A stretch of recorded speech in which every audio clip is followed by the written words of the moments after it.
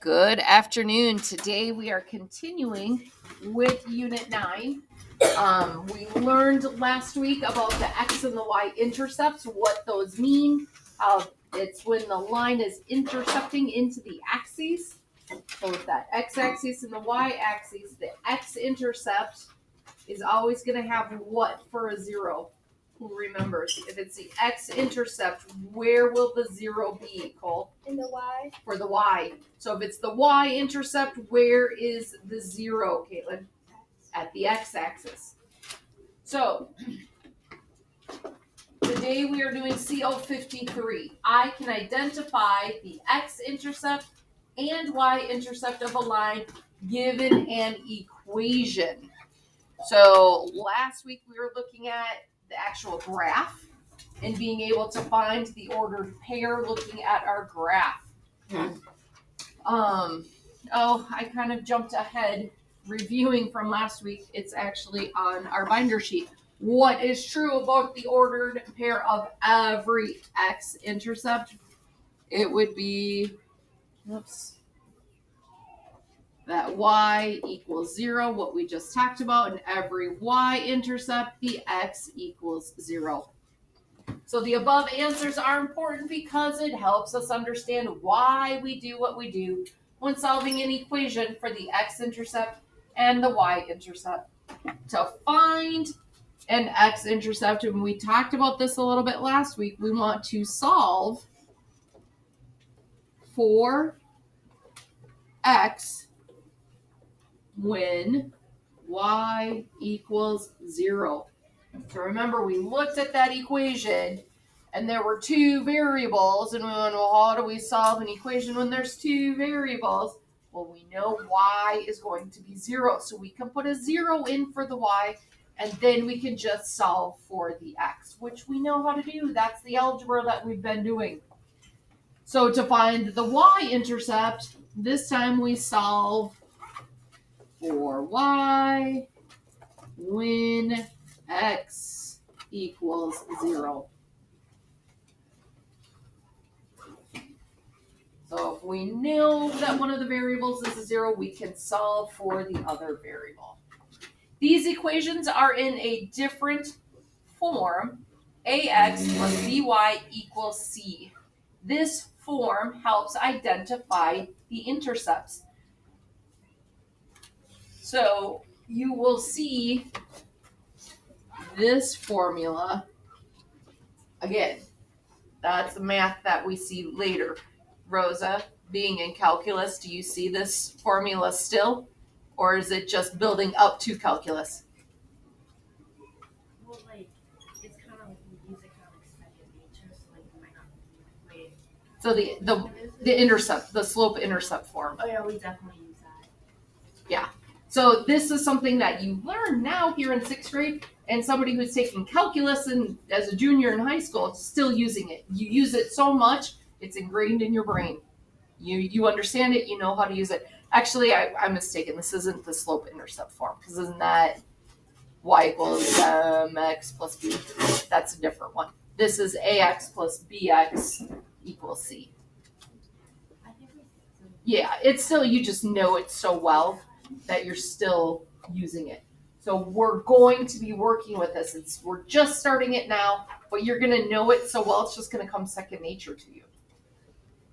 So we know, solve the equation for the X and Y intercept. So we talked about it a little bit last week.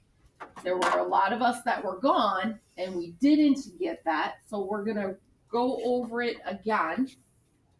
If you didn't listen to my lesson from last week, let's look at our first one. So we're going to solve the equation for the X-intercept, and then we're going to solve it for the Y-intercept. So we're going to have two answers for our problem, the X-intercept and that Y-intercept. So we're going to break our work area into two. So I'm going to put X-intercept over here, Y-intercept over here. We're going to keep it organized so we know what answer goes with what. You're going to label it so we know which one is the X-intercept and which one is that Y-intercept. And this is what I've been talking about all year, and I'm really starting to stress it now that we're getting more and more into our formulas. Show your work. You are not just going to do it all in your head, type it in your calculator, and write down an answer. Show your work. What I write on the board is how you should be writing it on your paper. Rosa, can you tell us why it's important to show your work? Well, if you have a really generous teacher and you show your work, but then you do it right, but then you write down the wrong answer, they might still give you the point, whereas if you don't show your work, they'll just mark it wrong. Oh, so she's even jumping ahead to just grades. It can help you with your grade because the teacher sees, oh, they understand the math that they're doing. They made a simple mistake at the very end and put the wrong answer down by mistake. I'm going to still give them the point because I see all the work that they did and they know what they're doing. So you could get credit for something even though technically the answer that you put at the end was wrong. The reason why you get in the habit of showing that work is so you can find where your mistake happens. So if you do get something wrong, you can say, where did I go wrong? So you can learn from it. Your teacher can help you understand what you're doing wrong so you can learn the math. If you're not showing your work, your teacher doesn't know where you went wrong. It's just, well, it's wrong. They just wrote an answer that was wrong. Cool? Also, if you don't show your work, that you could be cheating, maybe? You could be cheating. That's not the main reason that a teacher like me wants you to show your work, because I want to know that you're learning it. So if you are cheating and you're just writing down an answer, you're not learning it. So you're not showing that you're learning it. So even just copying somebody else's work, you're not learning it. I want to make sure that you're learning the math, because it doesn't do you any good to just write down somebody else's work. You need to understand it and know it. So let's see how this would work. Who can walk me through how I would solve for the X-intercept if it's 3x plus 8y equals 24? Nathan. So for the X-intercept, we know that the y is going to be 0. So that's going to be 3x plus 8 times 0. So I'm going to write out my equation, putting a 0 in for the y, because we know for the X-intercept, y is 0. So then what do I do, Nathan? And then it goes 3x plus 0, because 8 times 0 is 0. Equals 24. So we know 8 times 0 is 0. So it's 3x plus 0 equals 24. So then we know we can take that 0 off, right? And just do 3x equals 24. So what's my last step? What do I do with the algebra, Leah? You divide 24 by 3. Yeah, because I want to get x by itself, so I'm going to divide both sides by 3. So my x cancels each other out. Sorry, my 3 cancels out. So it's x equals 24 divided by 3 is 8. And then I'm going to write it in the X-intercept form. So if I know x is 8, what do I know my y is? 0. So my X-intercept is the coordinate pair of 8, 0. So it's not just x equals 8. The X-intercept is 8, 0. It's that ordered pair. So the complete answer would be your ordered pair with the 0 for the y and what the x is. Maddie. So are we dividing 3x by 8? No. Oh, what is that under the... This is a 3 and this is a 3. We divided our 3x by 3. Oh, sorry. I put the slash over it to show that they canceled each other out. So it was 3x. I divided it by 3, and then our 3's canceled out. Oh, okay. Does So I wasn't turning the 3 into an 8. Sorry. I was canceling them out. So now how do I find my y-intercept, Sam? So 3x plus 8y equals 24. That's our original formula. Do that. So 3 times 0. Because we know with the y-intercept, the x is always 0. Plus 8y equals 24. And 3 times 0 is 0. So 0 plus 8y equals 24. And then we know the 0 we can take off, so it's 8y equals 24. How do I solve for y? You divide it by dividing on both sides. So 8 divided by 3. I'm going to divide by 8 on both sides. So my 8's cancel out, so I'm left with just y. 24 divided by 8 is 3. Am I done, Andrea? Wait, no, you're not. What do I have to do? You have to write the coordinate. So what's my coordinate pair I need to write? So x is 0 and y is 3. Yep. So you have to finish it off with your coordinate pair. That is your y-intercept. The x is 0, the y is 3. So don't just tell me what y is. You have to tell me what the x is too. Is that making sense? Show me your thumbs. How do we feel about the x and y intercepts? I had a lot of people that were gone last week. Some of us are so on it. How are you guys feeling? You're kind of so. You're feeling good about it? Edward, how are you feeling? You were gone all last week. I didn't know. You're feeling good? All right. Let's do one more together to help those of us that were kind of so. So let's look at our next one. So we have 5x plus 2y equals 30. So I need to make sure that I have my x-intercept and then my y-intercept. So for my x-intercept, I'm going to put in my 0 where it belongs as I rewrite it. Maddie, what should my equation look like? 5x plus 2 times 0 equals 30. So I'm putting that 0 in for the y because the x-intercept, the y is 0. So then I have 5x plus 2 times 0, which we know is 0, equals 30. 0 we can just cancel out, so I have 5x equals 30. So Amelia, what do I have to do to get the x by itself? Divide by 5. Yeah, because I'm multiplying by 5, so I need to do the opposite. I need to divide by 5. So I'm going to divide both sides by 5. 5 divided by 5 is 1, so 1x. 30 divided by 5 is 6.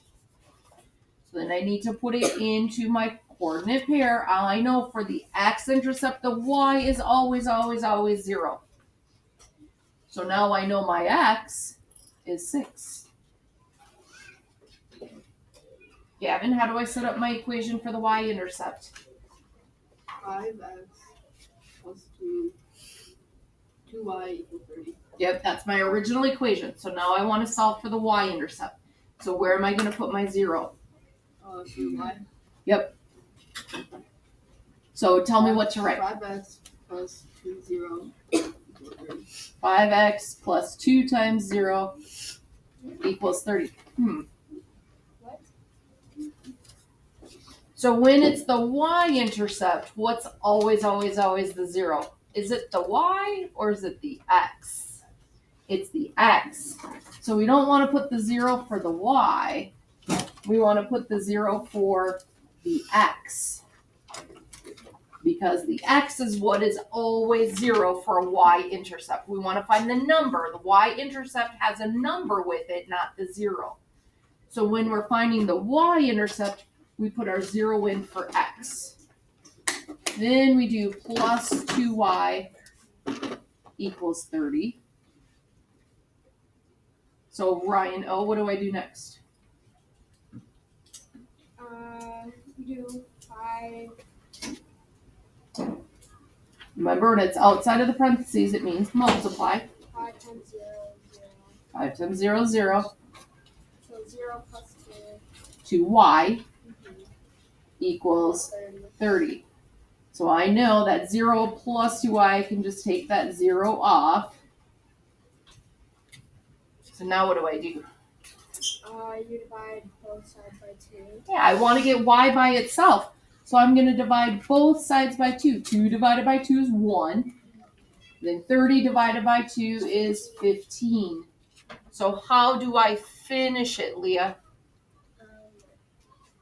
You do 0, 15.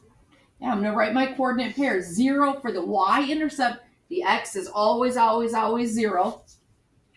And I just found out my y is 15.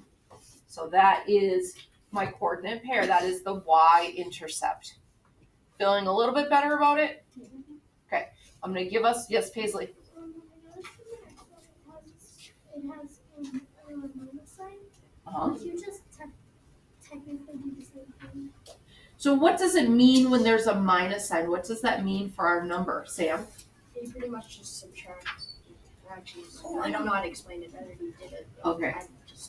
Do you think you can explain it, Cole? Yeah, so if it's plus for that, then it would be that. You would have to do the y-intercept because if you would do the first one, no. I had something like that. But I don't know. What do you think, Caitlin? Wouldn't it be then subtracting and your answer? So. It depends. Sam? It would just be 0 normally, so it would be. So if we're doing the x-intercept and y is 0, we would be subtracting a 0 instead of adding a 0. But when we're doing our y-intercept and we have 0 minus 6y, what is minus 6y? It's a negative number. So if we have 0 minus 6y, we take that 0 off and we're left with negative 6y.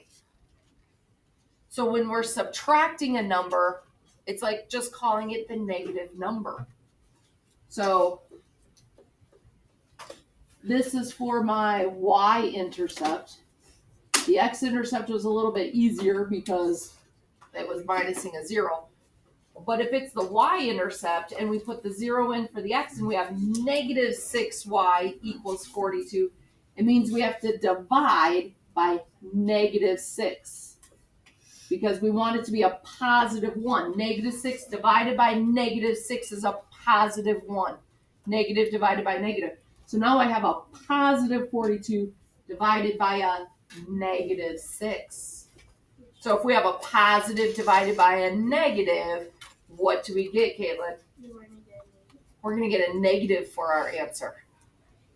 So be careful when we have those subtracting that you're making sure that you're putting it as a negative number and then checking to see if your answer is going to be positive or negative, depending on if they're both positive or one's a positive and one's a negative.